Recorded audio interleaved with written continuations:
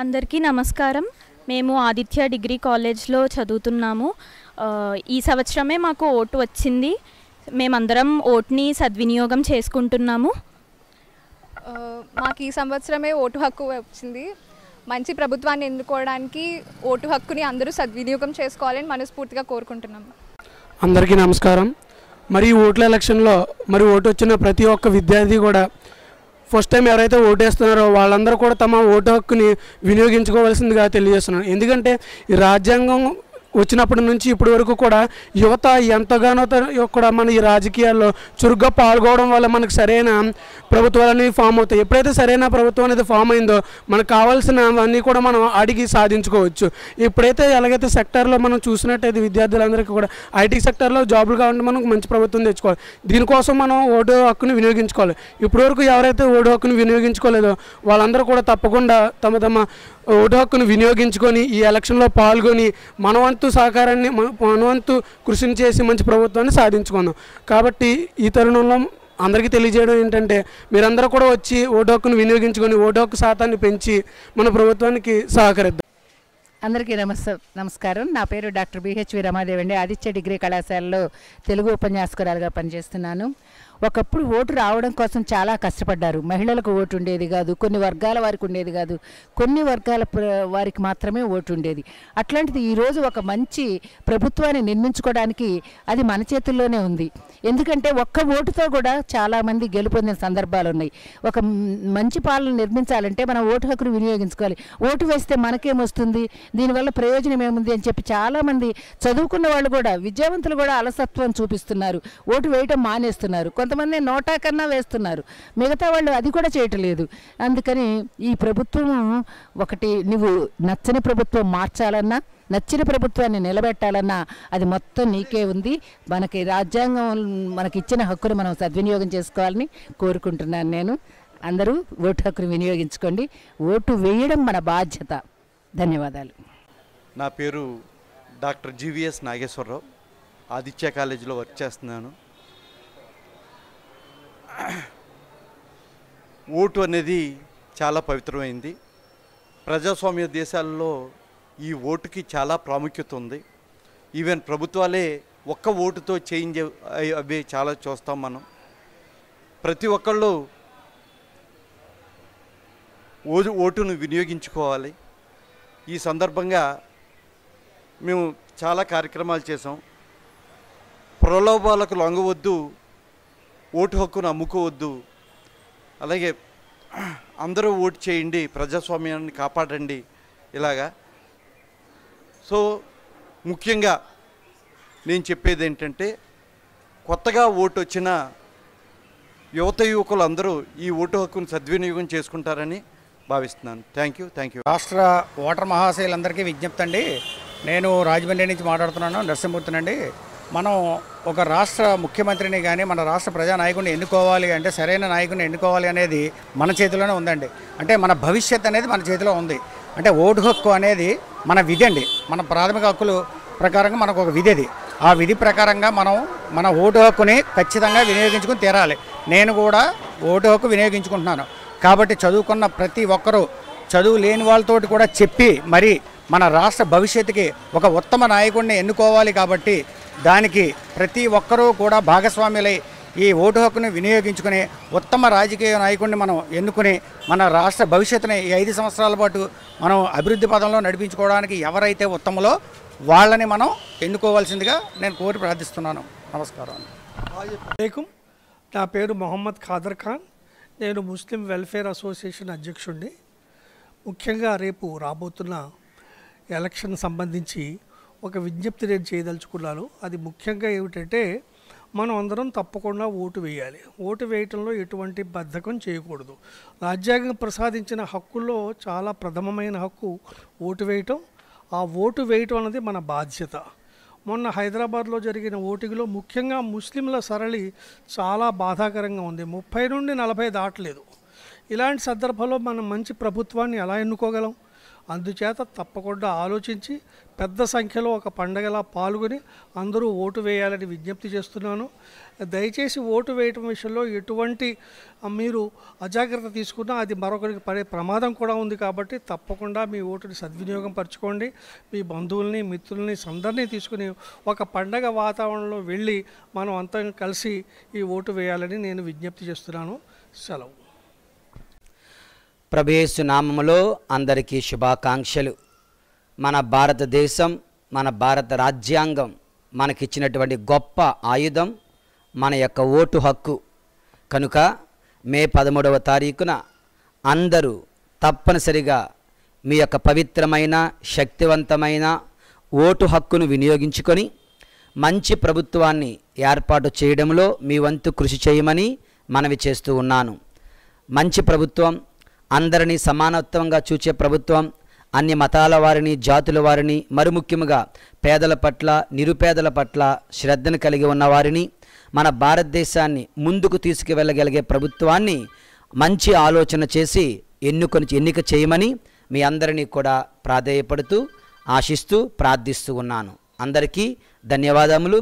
దివ్యరక్షకుని దేవాలయము, ఆర్సిఎం సంఘము, కథోలికా శ్రీసభ, రాజమండ్రి, గోదావరి విచారణ, విశాఖ అతిమేత్రాసనం. Thank you. God bless you all. అందరికీ నమస్కారం అండి. నేను M Ambika Prasad, DSP south zone, Rajahmundry. ప్రజాస్వామ్యానికి బలమైన పునాది అనేది ఓటు హక్కు అనే విషయం అందరికీ తెలుసు. మన ప్రజాస్వామ్యం పునాది బలంగా ఉండాలంటే అందరూ కూడా దయచేసి ఓటు హక్కును వినియోగించుకోండి. మీరు ఎవరికి ఓటు వేస్తారు అనేది మీ ఇష్టం. నచ్చకపోతే నోటా ఆప్షన్ కూడా ఉంది. కాబట్టి తప్పనిసరిగా ఓటు హక్కు మాత్రం వినియోగించుకోండి. నేను వినియోగించుకున్నాను, మీరు కూడా వినియోగించుకుంటారని కోరుకుంటాను. నమస్తే. నా పేరు తవల వీరనాథ్ అండి. నేను రాజమండ్రి బార్ అసోసియేషన్ అధ్యక్షుడిని. ఇప్పుడు ఇవాళ మీరు అడుగుతున్న ప్రశ్నకి ఓటుని చాలామంది దుర్వినియోగం చేస్తున్నారు ఓటు వేయకుండా. ఇవాళ ముఖ్యంగా ఉన్నత వర్గాల్లో ఉన్నవాళ్ళు, విద్యావంతులు ఓటుకి దూరంగా అయిపోతున్నారు. ఇది భారతదేశానికి, మన రాష్ట్రానికి కాదు దేశానికే చాలా దురపరిమాణం ఇది. ఇందులో ప్రతి ఒక్కరు ఓటుని సద్వినియోగం చేయాలి. వాళ్ళకి నచ్చిన పార్టీని వాళ్ళు ఆలోచించేసి ఏ పార్టీకి వేస్తే ఈ దేశ రక్షణ ఉంటుందో, ఏ పార్టీకి వేస్తే ఈ రాష్ట్రం బాగుపడుతుందో వాళ్ళ ఇష్టం అది. కానీ ఓటును మాత్రం తప్పకుండా వినియోగించి వాళ్ళ హక్కుని, ఓటు హక్కుని మాత్రం దుర్వినియోగం చేయకూడదు. వాళ్ళు ఓటు వేయకుండా బద్దకించడం కానీ, ఇప్పుడు రేపు రాబోయే 13వ తారీఖు ఎలక్షన్స్కి వరుసగా 3 రోజులు సెలవులు వస్తున్నాయి. ఈ సెలవుల్ని చూసుకుని కొంతమంది పిక్నిక్లకి, క్యాంపులకి, టూర్లకి వెళ్ళిపోతుంటారు. అది చాలా తప్పు. ఎవరు ఎక్కడున్నా సరే ఆ ఓటు టైంకి వచ్చి వాళ్ళ ఓటుని మాత్రం సద్వినియోగం చేసుకోవాలని చెప్పి భారత అసోసియేషన్ న్యాయవాదుల తరపున నేను విజ్ఞప్తి చేస్తున్నాను. నా పేరు మారిశెట్టి జితేంద్ర. నేను రిటైర్డ్ రెవెన్యూ అధికారిని. గతంలో రాజమండ్రి ఆర్డీఓగాను, రాజమండ్రి కమిషనర్గా కూడా పనిచేశాను. అలాగే 33 సంవత్సరాలు రెవెన్యూ డిపార్ట్మెంట్లో పనిచేసినప్పుడు అనేక సందర్భాల్లో 1987 నుంచి కూడా 2014 వరకు కూడా అనేక ఎన్నికల్లో ప్రత్యక్షంగా నేను పనిచేయడం జరిగింది అధికారిగా. ఈ సందర్భంగా నాకు ఒకటి గుర్తుకొస్తుంది. ఎందుకంటే మన దేశంలో ఇప్పుడు ఎన్నికలు జరిగినప్పుడు సుమారుగా 60 నుంచి 70% మించి పోలింగ్ జరగట్లేదు ఎక్కడైనా కూడా. ఈ 60 నుంచి 70% పోలింగ్లోనే ఎవరికైతే మెజారిటీ ఓట్లు వచ్చినాయో వాళ్ళే మళ్ళీ అధికారం పీఠం ఎక్కి వాళ్ళు పాలన చేస్తున్నారు. మరి ప్రజాస్వామ్యానికి అది సరైనది కాదు. ఈ సందర్భంగా నేను మరొకటి చెప్పదలుచుకున్నాను. ఎందుకంటే ప్రతి ఒక్కళ్ళు కూడా ఓటు హక్కుని తప్పనిసరిగా వినియోగించుకోవాలి. మనం అందరం కూడా చాలా చదువుకున్న వాళ్ళం, లేకపోతే ఉన్నత స్థాయిలో ఉన్నాం, ఎంతో ఆలోచన కలిగిన వ్యక్తులు అనుకుంటాం. కానీ ఓటు విలువ చదువుకున్నా సరే మనకంటే కూడా ఒక సామాన్యులకి ఉందనేది ఒక ఉదాహరణగా నేను మీకు చెప్తాను. 1977, 1978 ప్రాంతంలో నేను డిగ్రీ చదువుకుంటూ ఉండేవాడిని. అక్కడ మా తాతగారికి వ్యవసాయం ఉంటే ఆ వ్యవసాయ కూలీల దగ్గరికి సెలవుల్లో వెళ్ళి కూర్చొని వాళ్ళతోటి పనులు చేయించడం, వాళ్ళతో ఎక్కువగా మాట్లాడుతూ ఉండేవాడిని. ఆ సందర్భంగా ఒకసారి ఎన్నికలు జరుగుతున్నాయి.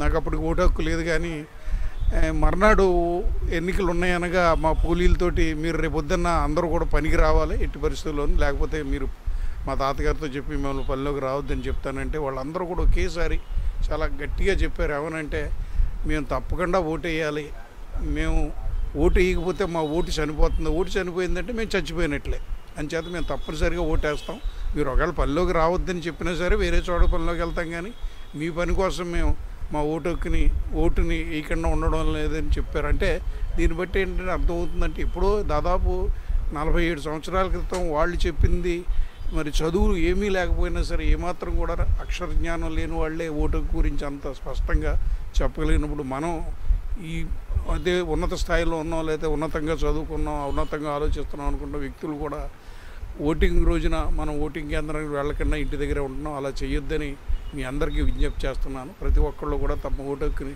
తప్పనిసరిగా వినియోగించుకోవాలి. రానున్న 5 ఏళ్లలో కూడా ఈ పాలనకి మనం వేసే ఓటే ఆధారం అనేది మన అందరం కూడా గుర్తించాలని ఈ సందర్భంగా తెలియజేస్తున్నాను.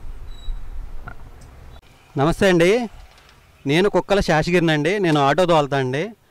మనం ఓటు హక్కును వినియోగించుకొని మంచి ప్రభుత్వానికి ఓటేయమని అందరినీ కోరుతున్నా అండి. మన ఓటుని సరైన ప్రభుత్వం ఎంచుకొని సద్వినియోగం చేసుకోవాల్సిందిగా మన ఆటో డ్రైవర్లు ఏంటి యావన్ ప్రజానికానికి అందరినీ కోరుచున్నానండి. సిసిసి ప్రేక్షకులకు శుభాభినందనలు. సార్వత్రిక ఎన్నికలు సమీపిస్తున్నటువంటి సందర్భంలో మీ అందరికీ కూడా ఒక చిన్న విన్నపం.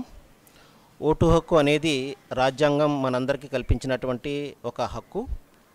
అది దైవం తరపు నుండి ఒక అమానతుగా, ఒక అప్పగింతగా కూడా మనం భావించాలి. దీన్ని సద్వినియోగపరచుకోవడం అనేది మనందరి కనీసమైనటువంటి బాధ్యత. కాబట్టి మీ అందరికీ నేను చేసే విన్నపం ఏమిటంటే, ఆ ఒక్కరోజు మనము నిర్లిప్తత, నిర్లక్ష్యం వహించినట్లయితే రాబోయే 5 సంవత్సరాలు కూడా పాలకులు చేసే నిర్ణయాలకు మనమే బాధ్యత వహించవలసి ఉంటుంది. కాబట్టి మీ అందరికీ నేను చేసే విన్నపము, ఆ రోజు మరి ప్రొద్దున్నే మీ యొక్క ఓటు హక్కును వినియోగించుకోవాల్సిందిగా మీ అందరికీ నేను విన్నపం చేస్తున్నాను. అది చాలా ముఖ్యమైనటువంటిది. ఎందుకంటే ఒకవేళ మనం ఆ రోజున నిర్లక్ష్యం వహించామంటే మరి రాబోయే 5 సంవత్సరాలు కూడా మనం బాధపడవలసి ఉంటుంది. కాబట్టి ఆ ఒక్కరోజు మీరు సద్వినియోగపరచుకోండి, ఓటు హక్కును సద్వినియోగపరచుకోండి. ఇది ఎవరైతే ప్రజలందరినీ కూడా సమానంగా చూస్తారో వారందరికీ కూడా వారికి మీ ఓటు హక్కు ద్వారా మీరు ఎంపిక చేసుకోవడానికి ప్రయత్నం చేయండి. మీ అందరికీ మరొకసారి విజ్ఞప్తి చేస్తున్నాను.